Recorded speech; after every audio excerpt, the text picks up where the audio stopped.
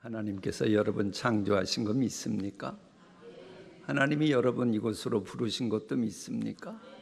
하나님이 여러분을 여러분의 가정으로 보내신 것도 믿습니까? 하나님의 부르심에는 후회하심이 없느니라. 하나님은 여러분과 관련해서 결코 후회하신 적이 없습니다.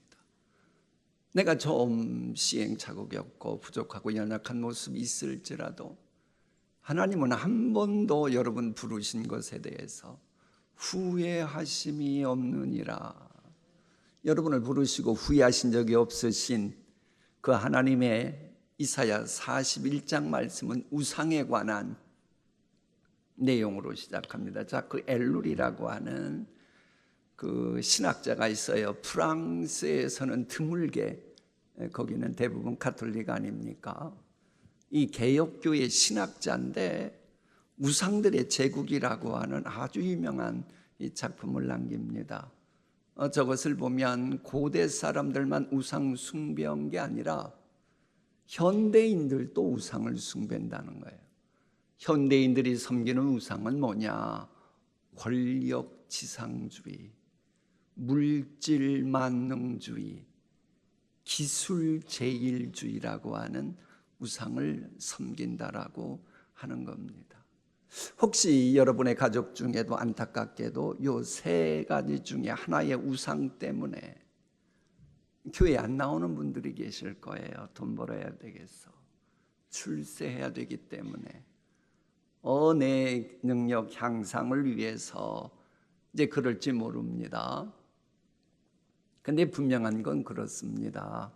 이 우상들의 제국이라고 하는 책에서 말하는 것은 어떻게든지 하나님과 가까이 하는 것이 우상을 멀리하는 비결이라고 하는 그런 말을 하면서 예를 들어요.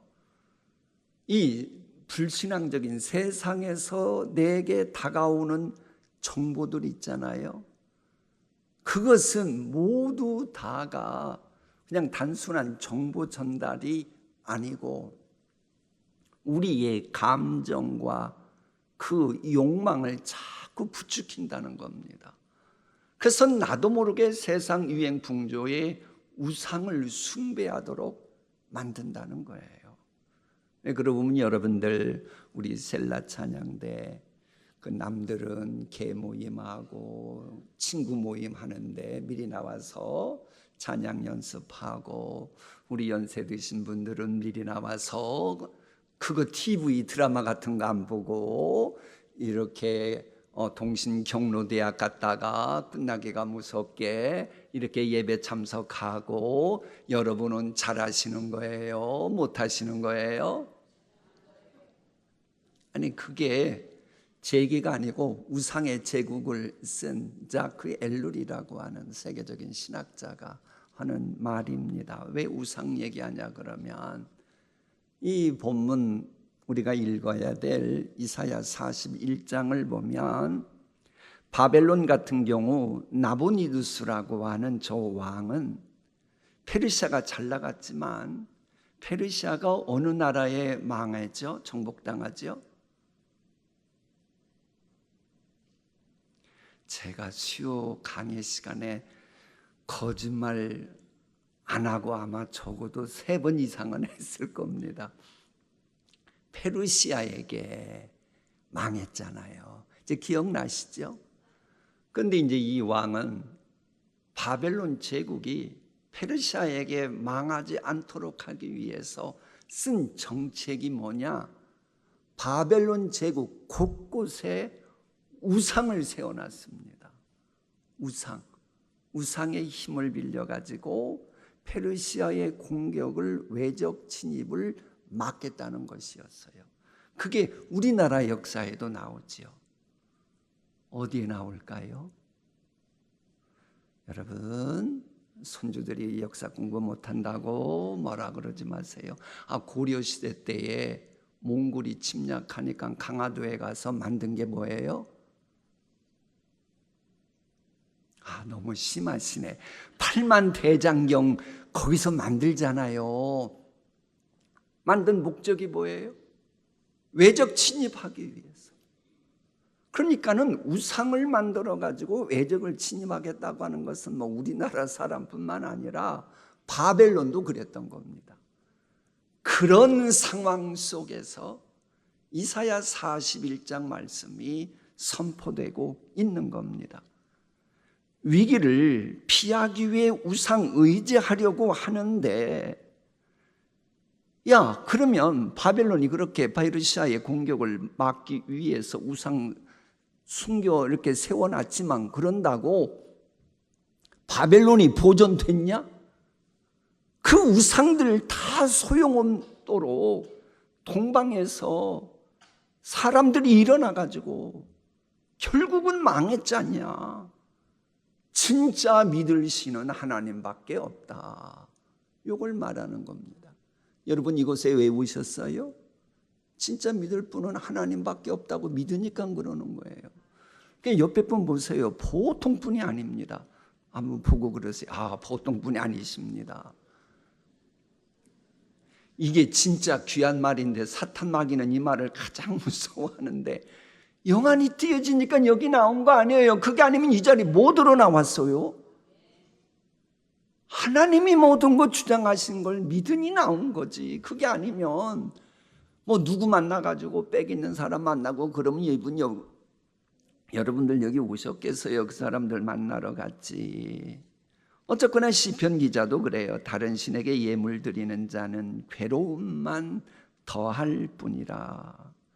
불신자들은 세상 유행 풍조의 우상을 섬기느라 온몸과 힘을 다해 수고합니다마는 그 결과는 하나님의 진노의 형벌만 받을 뿐이니 우상 숭배하는 것이 가장 어리석고 미련한 행위다. 이걸 지금 말하려고 하는 겁니다. 그러면서 이제 하나님만이 참 하나님이심을 증거하는데 이때 등장하는 표현이 충격적이에요. 버러지 같은 너 야곱아. 그전 성경은 뭐라고 번역했지요? 지렁이 같은 너 야곱아. 제가 저 말씀 듣고 가장 은혜를 받을 때인 1983년도에는 그때 저 말씀 가지고 하나님이 저를 위로해 주셨는데, 그때는 버러지가 아니고 지렁이 같은 너 야곱이라 그랬어요. 아이고, 하나님이 나를 보고 지렁이 같은 너 야곱아 이 말씀 생각나게 하시는구나 그랬는데, 너 이스라엘 사람들아 두려워하지 말라. 나 여호와가 말하노니 내가 너를 도울 것이라. 내 구속자는 이스라엘의 거룩한 이인이라. 어떤 분은 아니 하나님이 왜 나를 버러지 같다 그래? 지렁이 같다니 이거 모욕하는 거 아니야? 아니 지금 인간들은 온 우주를 정복하고 그런데 인간 보고 버러지 같다니, 어이 해도 너무하네. 그런데 여러분 믿음의 선배들이 어떻게 찬양했나 볼까요? 웬 말인가 날 위하여 주 돌아가셨나. 이 뭐 같은 날 위에? 저걸 믿음의 선배들은 계속 해오고 있고 우리도 부르잖아요. 평소에는 저 노래 저 찬양 안 부르죠. 그런데 내가 하나님 뜻대로 살겠다고 결단했는데 또 넘어지고 또 넘어질 때, 잠언과 베드로에 똑같이 나오는 표현이죠. 개가 토한 것을 도로 먹는 것처럼 제가 잊어지지 않겠습니다 하고 죄를 토설해 놓고 그 죄를 또 짓고 그랬을 때 여러분 어떻게 해요? 이 벌레 같은 날 위에 주님 돌아가셨다.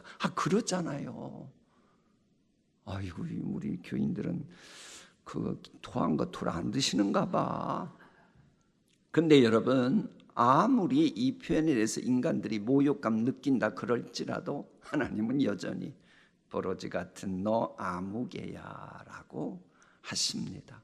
그런데 이제 이 말씀만 보지 말고 우리는 성경을 볼 때 늘 그 말씀이 등장하는 전체 문맥을 봐야 됩니다. 이 말씀은 아무리 버러지 같고 지렁이 같은 너 야곱이라고 해도 나는 너를 도울 것이다. 요 말씀인 거예요. 그러니까 이 말씀은 여러분 보고 지렁이 같다 버러지 같다고 하는 거예요. 내가 너를 도우리라는 데 초점이 모아졌어요. 그러면요 만일 우리 하나님이 우리 보고 오, 너는 성인 군자 같고, 오, 너는 요조 숙녀의 거룩한 성녀 같구나. 그러니 내가 너를 도와주리라. 그러면 얼마나 부담 느껴요. 죄성이 꿈틀거려가지고 남편 보고 아내 보고 자식 보고 부모 보고 혹은 교회 아무개 집사님 보고 미운 생각이 들 때에, 그러면 주님이 안 도와주셔도 여러분 할 말 없잖아요. 왜? 주님이 너는 요조 숙녀의 성인 군자의 성자니까 성녀니까 내가 너를 도와준다 이러시면 부담 가는 거예요. 그런데 버러지 같은 인간아, 그래도 내가 너를 도와주리라 이러면 얼마나 신앙생활하는 게 푸근합니까? 여러분, 우리 주님이 우리를 향해 너 버러지 같은 인생아 내가 널 도와주리라 그 말씀 들으면 죄들 생각이 나겠어요? 더 하나님 품에 안기겠어요? 우리는 하나님 품으로 더 안기잖아요. 죄인입니다. 전부의 의지 없어서 손들고 옵니다. 그러면서, 그러니까 주님이 너 버러지 같은 야곱아, 지렁이 같은 야곱아 이 말씀을 하시는 것은 우리를 내가 너를 도울 것이다 여기에 초점 맞춘 것임을 놓치지 말아야 돼요. 사실 우리는 뭔가 성취했을 때 자랑하고 뻐기곤 해요. 그렇잖아요. 슬플 때, 괴로울 때, 분노할 때, 죽음 앞에 섰을 때는 그렇게 뭔가 되면 뻐기고 자랑하고 그러고 싶어서 입이 근질근질하고 그래도 내가 동신교회 교인이라 절지 않은 것뿐이지 그랬는데 하나님과 나만이 아는 내가 이는 죄 짓지 않겠습니다 했다가 다시 그 죄를 지었을 때는 우리는 아무것도 아니잖아요. 바로 그럴 때에 영원하신 하나님 앞에서 하루살이 같고 바람에 휘날리는 그 지푸라기 같은 우리라 할지라도 하나님은 너를 도와주시겠다 그런 거예요. 그래서 믿음의 선배들은 어떤 때면 말은 막대기보다도 못합니다. 버러지보다도 못합니다. 죄인 중에 괴수입니다. 그렇게 하지요. 그럴 때도 하나님이 도와주시겠다는 거예요. 도저히 어쩔 할 수 없는 절망과 낙담에 압도당하고 있고 절망의 회오리 바람에 나도 모르게 빠져들어가서 가족 앞에 희망의 통로가 되지 못할 때, 좌절의 홍수 속으로 내가 들어갈 때에, 패배감과 컴플렉스의 늪에서 허우적거릴 때에, 그때 주님은 버러지 같은 너 야곱아, 너 그래도 내가 너를 도우리라. 참으로 나의 의로운 오른손으로 너를 붙들리라. 이 말씀하신 거예요. 그러니 아무리 우상 숭배하는 대적들이 많고 강해도 마침내 우리는 승리의 주인공이 되는 거예요. 그러니까 하나님이 그렇게 하나님이 귀한 능력 달란트 많이 주셨는데도 결국 다 까먹고 버러지처럼 두 눈 뽑히고 그런 삼손일지라도 하나님이 도와주시니까 이제 지금까지보다 더 능력 발휘하다가 세상 마무리하지 않습니까? 물론 버러지 같이 살았던 삼손도 이럴진데 여러분들처럼 무더운 여름 오늘도 낮이 몇 도라고요? 32도. 그런데도 하나님 앞에 나오는 여러분들이라면 주님이 도와주신다. 그러면 마치 다윗 도와주시자 돌팔매 그것이 놀라운 역사 일어난 것처럼 여러분이 기도하는 거 하나님이 반드시 들어주실 줄 믿습니다. 그래서 주시는 말씀이 있어요. 이건 신나서 우리 함께 읽어봅니다. 보라 내가 너를 이가 날카로운 새 타작기계, 그전에는 타작기계인데 새 타작기로 삼으리니 네가 네 앞에 놓여 있는 장애물들이 산들 같다 할지라도 쳐서 부스러기를 만들 것이며 작은 문제들을 겨같이 만들 것이라. 내가 그들을 까부른즉 바람이 그들을 날리겠고 회오리 바람이 그들을 흩어버릴 것이로되 너는 여호와로 말미암아 즐거워하겠고 이스라엘의 거룩한 이로 말미암아 자랑하리라. 가련하고 가난한 자가 물을 구하되 물이 없어서 갈증으로 그들의 혀가 마를 때에 나 여호와가 그들에게 응답하겠고 나 이스라엘의 동신교인들의 하나님이 버리지 아니할 것이라. 내가 헐벗은 산에 강을 내며 골짜기 가운데에 샘이 나게 하며 광야가 못이 되게 하며 마른 땅이 샘 근원이 되게 할 것이며 내가 광야에는 백향목과 시띠나무와 화석류와 들감람나무를 심고 사막에는 잣나무와 소나무와 황양목을 함께 두리니 무리가 보고 여호와의 손이 지으신 바요 이스라엘의 거룩한 이가 이것을 창조하신 바인 줄 알며 함께 헤아리며 깨달으리라. 아멘. 이 달고 오묘한 말씀을 하나님은 확인시켜 주시고 싶은 거예요. 그래서 갑자기 법정 분위기를 연출하시면서 진리를 말씀하셔요. 그래서 뭐 재판이다, 승소다, 변론이다 이런 용어가 등장합니다. 그래 보면 하나님이 정하신 이스라엘의 구원 방법은 열방 중에서 한 사람을 선택하여 고레스입니다.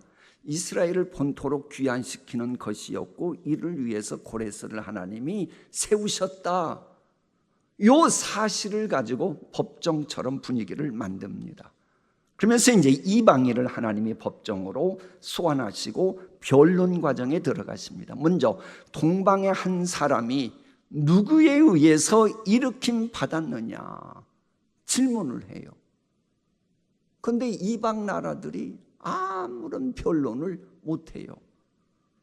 그러면 변론 못하면 결국은 패하는 거 아닙니까? 패소하는 거 아닙니까? 바로 그때 하나님은 당신이 동방의 한 사람 고레스를 일으킨 장본인임을 증거하시면서 하나님 당신이 승소하는 모양새를 띠게 됩니다. 하나님이 이스라엘을 구원하기 위해 한 사람이 일으키시자 이방인들이 보인 반응은 그때 우상 제작이었다고 하는 것도 우리에게 알려줍니다. 마치 우리가 하나님 말씀 중심으로 살아가려고 할수록 대적들은 그럴수록 그 엘렐이 말한 그런 우상들, 권력, 물질, 세상, 스펙, 기술 이런 것 가지고 뭔가 해보려고 하지요. 그래도 결국은 우리가 승리합니다. 그런가 하면 두 번째 법정 이미지가 또 나와요. 이번에 법정에 등장하는 주인공은 조금 전은 이방 나라였잖아요. 이번에는 우상 그 자체가 소환이 됩니다. 여러분, 신이라면 초인간적인 능력이 있는 것을 전제로 숭배를 받는 거 맞지요? 아니, 그 다른 종교에서 신으로 숭배할 때는 초인간적인 능력이 있기 때문에 숭배하는 거 맞지요? 벌써 졸음이 오시나이까? 그건 맞는 거예요. 바로 이것을 근거로 하나님이 그러시는 겁니다. 그렇다면 네가 미래에 관해서 애언할 수도 있겠네. 미래도 네가 맞힐 수 있겠네. 자, 그러자 이 말 듣고 그 이방신이 소환됐잖아요. 아무런 말도 못해요. 이방신들이 어떻게 미래를 어떻게 알아요? 그 하나님만 아시지. 그러면서 이제 우상들이 얼마나 문제가 많은가를 하나님이 알려주시는 거예요. 그러면서 하나님은 행동과 말로서 하나님 당신만이 참 하나님이시다 이걸 증거해요. 그러면서 하나님이 제시한 증거를 내놓아야 되잖아요. 그게 뭐냐? 이스라엘의 바벨론 포로 귀환을 도울 한 인물, 즉 고레스를 출현시킨다. 그리고는 그게 증거가 되지요. 물론 이것은 온 인류가 멸망할 때에 메시아 예수님의 출현, 그것을 우리에게 말하기도 합니다. 지금 이렇게 되면 여기서 이제 어떤 법정에서든지 늘 의도하는 바가 있습니다. 이렇게 말씀하신 데는 이유가 있어요. 이스라엘이 바벨론에게 정복을 당했잖아요. 그러니까는 이스라엘의 하나님은 무능력하다. 요게 있었어요. 그러자 완전히 바벨론을 패배시키도록 하나님이 하심으로 하나님은 살아계신 분이다. 이것을 증거하는 겁니다. 마치 우리 예수님 십자가에 못 박혀 돌아가셨을 때 사람들은 예수는 무능하다 뭐 이런 식으로 말했습니다마는 부활하심으로 모든 것을 다 뒤집고 승리하셨듯이 말입니다. 우리도 현재 형편이 어떠하든지 간에 인생살이라고 하는 법정에서 기도 제목마다 늘 부활의 능력으로 승소해야 될 줄 믿습니다. 자, 이사야 42장은 방금 말한 메시아, 물론 이제 그 여호와의 종에 대한 성품과 사역을 말하는데요. 이 내용은 42장은 너무 쉬워요. 그저 우리 구세주 예수님을 대위시키며 읽으면 다 은혜가 되는 거예요. 그래서 그것은 강해를 하지 않겠습니다. 이제 하나님의 말씀을 요리하지 않고 날 것으로 드시는 시간입니다.